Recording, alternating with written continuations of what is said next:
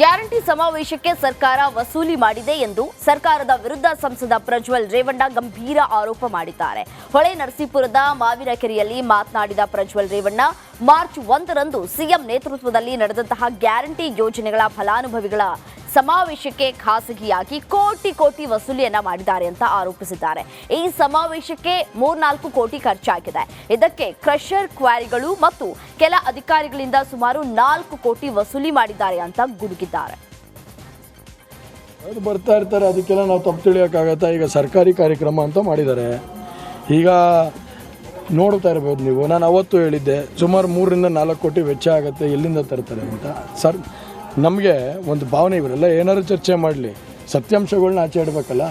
ಈಗ 3-4 ಕೋಟಿ ರೂಪಾಯಿ ಇವಾಗ ಅನುದಾನನ ಈ ಸರ್ಕಾರಿ ಕಾರ್ಯಕ್ರಮ ನಡೆಸೋಕ್ಕೆ ಸರ್ಕಾರದಿಂದ ದುಡ್ಡು ಕೊಟ್ಟಿಲ್ಲ.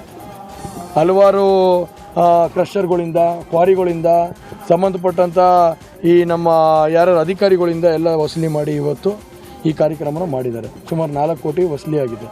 ಈಗಾಗಲೇ ನೀವೇ ನೋಡಿರ್ಬೋದು, ಡಿ ಸಿ ಮೇಡಮ್ ಅವರು ಒಂದು ಹೇಳಿಕೆ ಕೊಡ್ತಾರೆ. ಏನು, ಡಿ ಸಿ ಅವರು ಒಂದು ಪಾರದರ್ಶಕವಾಗಿ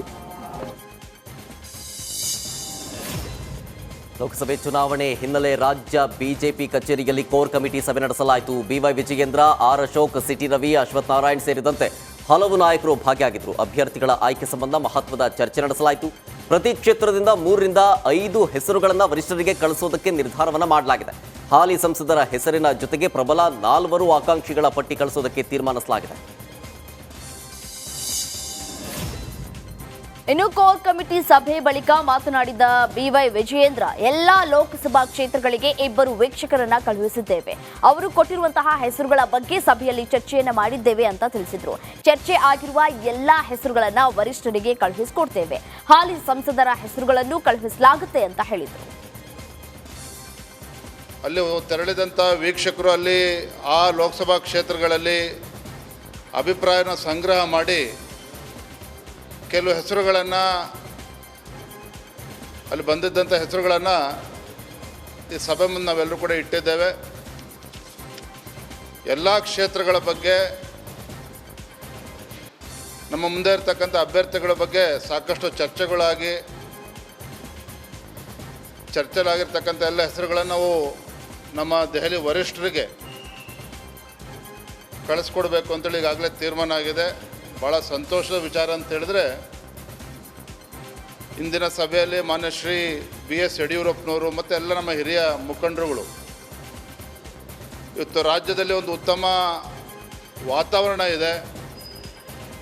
ಭಾರತೀಯ ಜನತಾ ಪಾರ್ಟಿ ಮತ್ತು JDS 2 ಪಕ್ಷಗಳು ಒಂದಾಗಿ ಚುನಾವಣೆಯನ್ನು ಎದುರಿಸಬೇಕು. ನಿಶ್ಚಿತವಾಗಿ ರಾಜ್ಯದ 28ಕ್ಕೆ 28 ಕ್ಷೇತ್ರದಲ್ಲೂ ಸಹ ನಮ್ಮ ಅಭ್ಯರ್ಥಿಗಳು ಗೆಲ್ಲೋದಕ್ಕೆ ಒಂದು ಒಳ್ಳೆಯ ವಾತಾವರಣ, ಒಳ್ಳೆಯ ಅವಕಾಶಗಳು ಕೂಡ ಇರ್ತಕ್ಕಂಥ ಸಂದರ್ಭದಲ್ಲಿ ಎಲ್ಲ 28 ಕ್ಷೇತ್ರಗಳನ್ನು ಗೆಲ್ಲೋದ್ರ ಮುಖೇನ ಒಂದು ಹೊಸ ದಾಖಲೆ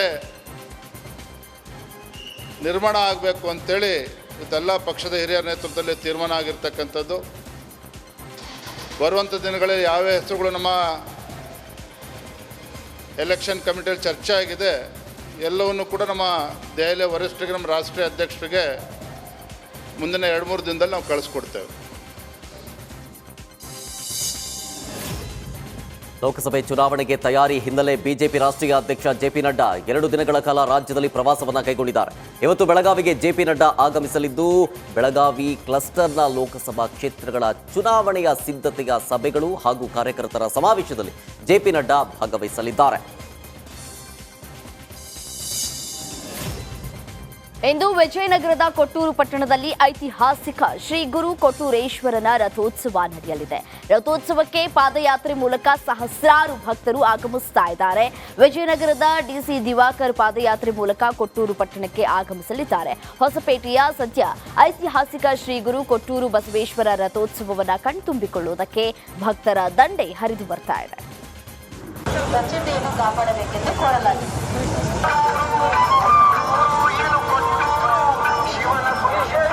ಭಕ್ತಾದಿಗಳಿಗೆ ಹಾಗೂ ಸಾರ್ವಜನಿಕರಿಗೆ ದೇವಸ್ಥಾನದ ಕಾರ್ಯನಿರ್ವಾಹಕ